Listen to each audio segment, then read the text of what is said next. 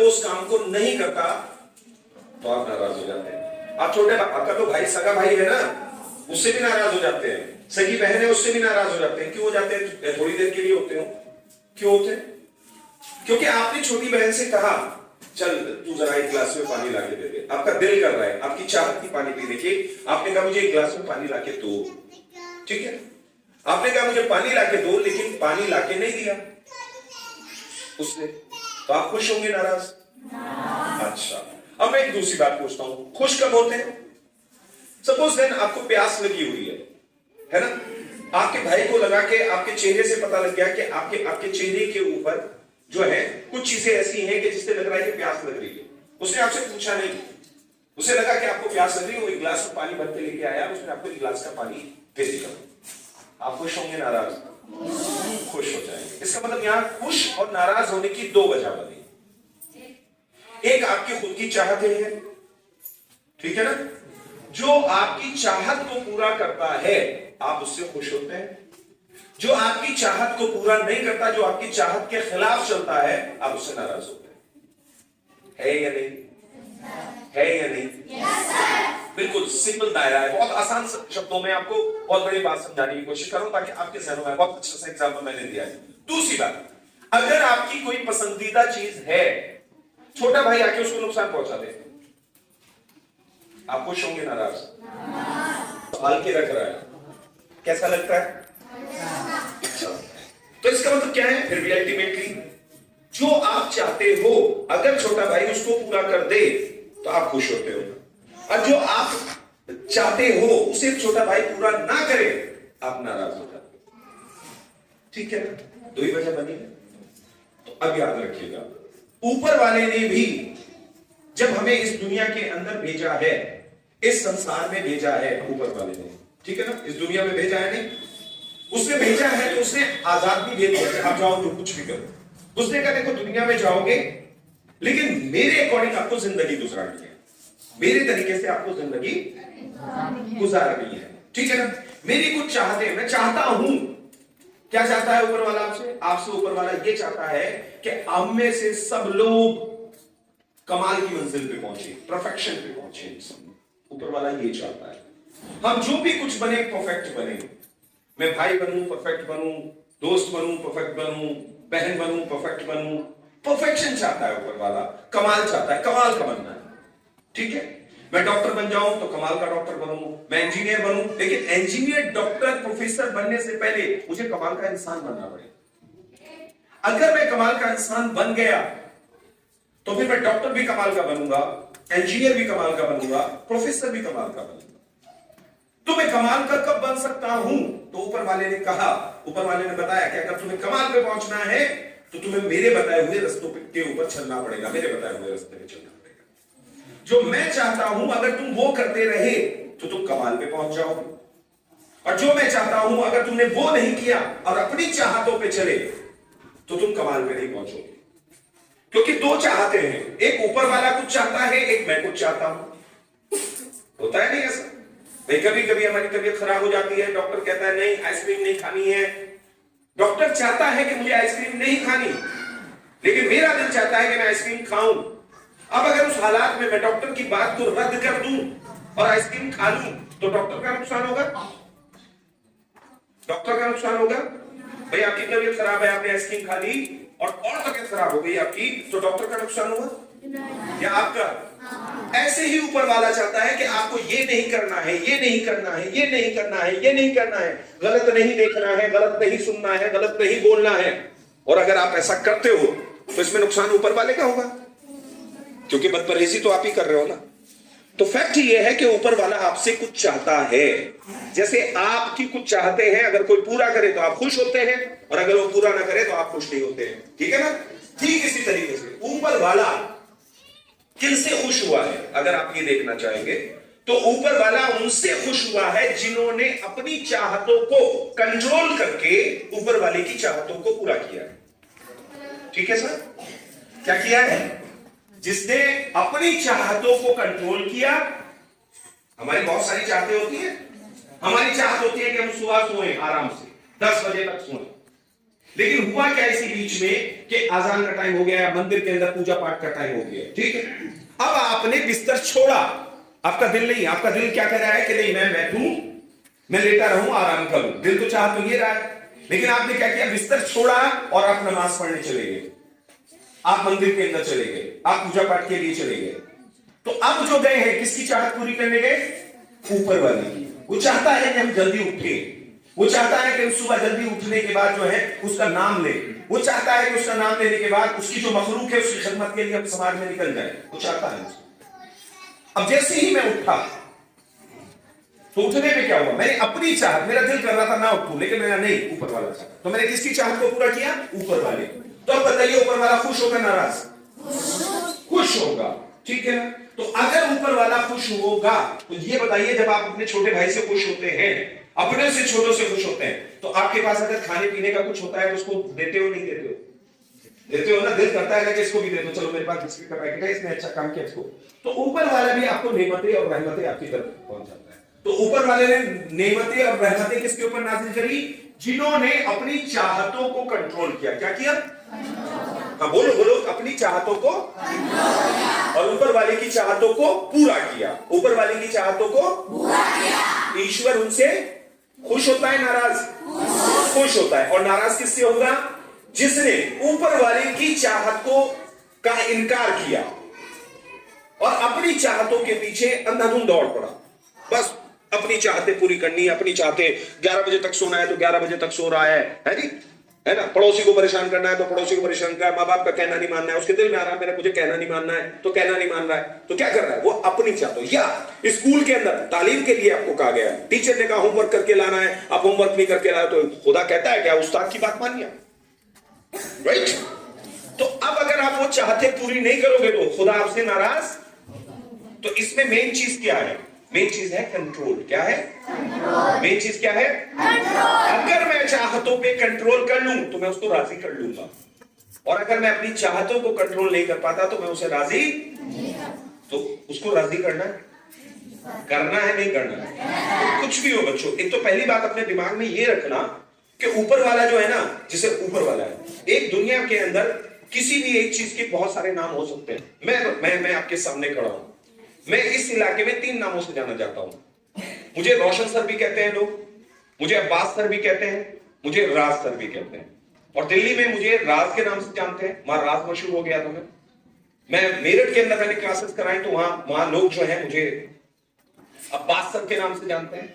और मुजफ्फरनगर में जब मैंने इंट्रिक्स प्राइवेट लिमिटेड उसमें सॉफ्टवेयर की ट्रेनिंग दी, वहां लोग मुझे रोशन सर के नाम से जानते हैं और जान सकते भी रोशन सर के नाम से। मैं एक छोटा सा इंसान हूं, मुझे लोग 3 नामों से जानते हैं।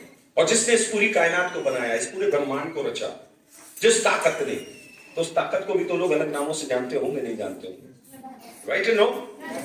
भाई आप पानी पीते हैं, प्यास आपको लगती है तो आप कुछ करते हैं ना, पीते हैं। जो पीते हैं वो H2O होता है, लेकिन आप यहां आइए तो यहां पानी कहा जाता है, इलाहाबाद में जाए उसको जल कहा जाता है, कहीं पे इसको आग कहा जाता है, कहीं पे इसको नीर कहा जाता है, कहीं पे इसको वाटर कहा जाता है, लेकिन है तो H2O ही है। करेगा जो काम प्यास बुझाने का। इसी तरीके से वो ऊपर वाला है, उस ऊपर वाले के हजारों नाम हो सकते हैं, हजारों नहीं करोड़ों नाम है उसके। अगर हम देखें अपने अगर हम इस्लामिक मैथोलॉजी के अकॉर्डिंग देखें तो उसे खुदा कहा जाता है, रब कहा जाता है, अल्लाह कहा जाता है। हिंदू मैथोलॉजी के अंदर आए ईश्वर कहा जाता है, परमेश्वर कहा जाता है, परमात्मा कहा जाता है। 3 नाम तो आ भी आगे साहब। इंग्लिश में जाएंगे तो उसको सस्टेनर कहा जाता है, क्रिएटर कहा जाता है, ऑलमाइटी कहा जाता है, गॉड कहा जाता है। तो इसका मतलब क्या हुआ? ताकत तो एक है। जैसे पानी को कोई वाटर कह रहा है, कोई नीर कह रहा है, ऐसी ताकत को हम कोई अल्लाह कह रहा है, कोई गॉड कह रहा है, कोई ईश्वर कह रहा है। बात समझ में आ रही है? सबका टारगेट क्या है? उसे राजी करना है। उसे राजी कैसे करेंगे? अपनी इच्छाओं को कैसे करके? कंट्रोल करके अपनी इच्छाओं को बेतहाशा छोड़ दो। साथ जहां जा रही है वहां चली जाए, वहां जाके बनेंगे या कंट्रोल करके? क्या करना पड़ेगा? तो बस याद रखिएगा, हम जो प्रार्थना कर रहे थे, जो मैंने आपके सामने प्रार्थना करी, वो प्रार्थना कुछ और नहीं है। वो जो आप नमाज के अंदर अलहम्द पढ़ते हैं ना, ये उसका तर्जुमा पेश करने की कोशिश की थी मैंने। जो अलहम्द पढ़ते हैं हम नमाज के अंदर, कि शुरू करता हूं मैं उस खुदा के नाम से जो बड़ा रहमान, बड़ा रहीम है, बड़ा कृपालु, बड़ा दयालु है। सारी तारीफें, सारी आराधना उस ईश्वर के लिए जो पूरे ब्रह्मांडों का पालनहार है, जो प्रलय के दिन का मालिक है। हे ईश्वर, हे अल्लाह, हे गॉड, हम तेरी ही उपासना, तेरी ही आराधना करते हैं और तुझसे ही मदद चाहते हैं। किस बात के लिए? हमें राह मुस्तकीम के ऊपर दायम और कायम रख, हमें राह मुस्तकीम के ऊपर चला, हमें सत्य के मार्ग पर चला, हमें उनके मार्गों के ऊपर चला जिनके ऊपर विशेष कृपा रही। जब आप ये पढ़ते हो तो क्या हमारा दिल नहीं चाहता कि उन्हें ढूंढे? वो कौन है? तो याद रखिएगा, जिनके ऊपर ईश्वर की विशेष कृपा रही वो लोग थे जिन्होंने अपनी इच्छाओं पे कंट्रोल किया और ऊपर वाली की इच्छा को पूरा किया। और हमें उनके रस्तों से बचा जिनके ऊपर तूने अपना अजाब नाज़िल किया, जिससे तू नाराज रहा। अगर आप उन्हें तलाश करने की कोशिश करेंगे तो वो लोग हैं जिन्होंने ऊपर वाले की इच्छा का इनकार किया और अपनी इच्छाओं को, बस मेरी इच्छा, मैं जो चाहूंगा वो होगा, मैं ही ईश्वर हूं, मैं ही भगवान हूं, मैं ही अल्लाह हूं, अपने आप को सब कुछ समझने लगे, उनसे नाराज रहा। तो आप जब तारीख उठा के देखोगे, तो तारीख उठाने के बाद जब आप देखोगे कि किन्होंने अपनी इच्छाओं पे कंट्रोल किया और ईश्वर ने उनके ऊपर नेमतें और रहमतें नाजिल की, तो दुनिया के हर हिस्से में ऐसे लोग आए। उसने भेजा डिजाइन करके उन्हें, कहीं उसने राम बना के भेजा, कहीं उसने श्री कृष्ण बना के भेजा, कहीं उसने ईसा बना के भेजा, कहीं मूसा बना के भेजा, कहीं मोहम्मद मुस्तफा सल्लल्लाहु अलैहि वसल्लम बना के भेजा। ये वो लोग हैं, ये पूरा का पूरा कैंप है। और ये एक नहीं है। अगर आप हिंदू मैथोलॉजी के अकॉर्डिंग देखें तो 33 करोड़ देवी देवता है, और अगर मुस्लिम मैथोलॉजी के अकॉर्डिंग देखते हैं तो 1,24,000 पैगंबर्स बताए जाते हैं। एक भी कम नहीं कर सकते हैं।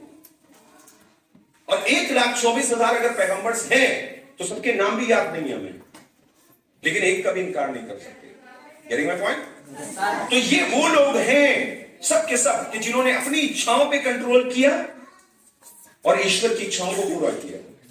तो फिर वो भी लोग जरूर होंगे शुरू से लेकर आज तक कि जिन्होंने अपनी इच्छाओं को के ऊपर चले, ईश्वर की इच्छा का इनकार किया। तो अगर आप उन्हें देखना चाहें तो वो लोग हैं जिन्होंने जो अपनी इच्छाओं पर खुद चले और ईश्वर की इच्छाओं का इनकार कर दिया।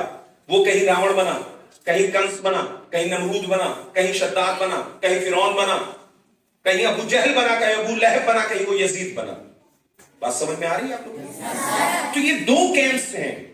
एक वो है जो अपनी इच्छाओं पे कंट्रोल करके ईश्वर की इच्छा को पूरा करते हैं, एक वो है जो अपनी इच्छाओं का, अब ईश्वर की इच्छा का इनकार करके सिर्फ अपनी इच्छाओं को पूरा करते हैं। दो कैंप्स हो गए। इसमें अच्छा वाला कौन सा है? जो अपनी इच्छाओं पे कंट्रोल करता है वो, ये जो ईश्वर की इच्छा का इनकार करता है वो, कौन सा अच्छा कैंप है? ये लोग अच्छे हैं या वो लोग अच्छे हैं? वो लोग अच्छे हैं ना जिन्होंने कंट्रोल किया। आप किस कैंप में जाना चाहेंगे? अच्छे वाले में या बुरे वाले में? तो अच्छे वाले कैंप में कौन कौन है? राम जी भी हैं, कृष्ण जी भी हैं, है ना, जनाबे ईसा भी हैं, जनाबे मूसा भी हैं, जनाबे याकूब भी हैं, जनाबे यूसुफ भी हैं, ये सब हैं, जनाबे मोहम्मद मुस्तफा सल्लल्लाहु अलैहि वसल्लम। आपको अगर उधर जाना है तो फिर क्या करना है? उधर कौन जाएगा हम में से? हिंदू मुसलमान सिख ईसाई छोड़ दो, हम में से कौन जाएगा? हम में से सिर्फ वो जाएगा जो अपनी इच्छाओं के ऊपर कंट्रोल करेगा।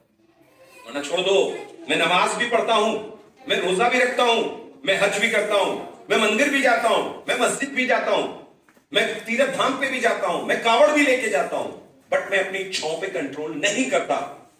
तो याद रखिएगा, कुछ भी हो सकता है, आप उसको राजी नहीं कर पाएंगे सिर्फ नमाजें पढ़ के, सिर्फ रोजा रख के, सिर्फ तीर्थ धाम पे जाके नहीं। क्योंकि जब हम उसकी इच्छा को पूरा करने पे आएंगे तो क्या होता है? जब उसको राजी करना होता है तो क्या होता है? जब आप मुझे राजी करना चाहेंगे तो यही नहीं कि सिर्फ आप मेरी इज्जत करें, मेरी बात माने। अगर मेरा बेटा है, मेरा भाई है, मेरी बहन है, तो आपको उसकी भी इज्जत करनी पड़ेगी, उसका भी एहतराम करना पड़ेगा। Right no? मेरी गाड़ी खड़ी है तो मेरी गाड़ी का भी ध्यान रखना पड़ेगा, मेरी कैब कहीं रखी है तो उसका भी ध्यान रखना पड़ेगा। ऐसे ही कुदरत ने क्या कहा कि तुम्हें मेरी इबादत करनी है, और मेरी इबादत के साथ साथ दुनिया में जितनी भी चीजें पाई जाती हैं सबकी हिफाजत करो, क्योंकि सबको बनाने वाला तो वही है ना। ये चांद सितारे किसके हैं? मेरे या आपके? ऊपर वाले के है ना। ये पेड़ किसने बनाए? मुझे और आपको किसने बनाया? आपके पड़ोसी को किसने बनाया? जब आपके पड़ोसी को ऊपर वाले ने बनाया तो बताओ उसकी हिफाजत करना मेरी और आपकी जिम्मेदारी है या नहीं? क्योंकि उसने बनाया। अगर मैं यहाँ पे कोई पेंटिंग बनाऊं तो आप क्या करेंगे? अगर आप मेरी इज्जत करते हो उस पेंटिंग की भी हिफाजत करोगे। करोगे नहीं करोगे? मैं कोई गुड्डा बना के चला जाऊं, आप उसकी भी हिफाजत करोगे। मैंने ये लिखा था, आपने इसकी भी हिफाजत की होगी कल कि यार इसको मिटने नहीं देना, कल सर आएंगे इसको करेंगे। क्यों कर रहे हो हिफाजत? क्योंकि आप मेरी इज्जत करते हो ना। तो ऊपर वाले ने जो जो चीजें बनाई है, जो मैंने चीजें बनाई है, आप उसकी हिफाजत करते हो क्योंकि आप मेरी इज्जत करते हो। अगर मैं ऊपर वाले की इज्जत करता हूं तो फिर मुझे हर उस चीज की हिफाजत करनी पड़ेगी जो ऊपर वाले ने बनाई है। अब चाहे वो हिंदू हो, मुसलमान हो, सिख हो, ईसाई हो, कोई भी हो, जो भी मजलूम है आपको उसकी हिफाजत करनी है। ये नहीं देखना है कि मेरा भाई है तो मैं नहीं भाई, मैं अपने भाई की नहीं। जो भी मजलूम है, जो भी ऊपर वाले ने जिसे बनाया है, जो भी कमजोर हो गया, उस पर जुल्म हो रहा है, उसकी हिफाजत आपको करनी पड़ेगी, मुझे करनी पड़ेगी। यही धर्म है बेटे, यही दीन है। और यही, कुछ भी धर्म समझ लो, सब धर्म का सार यही है। आप लोग किताबें नहीं पढ़ते हैं तो आपको लगता है।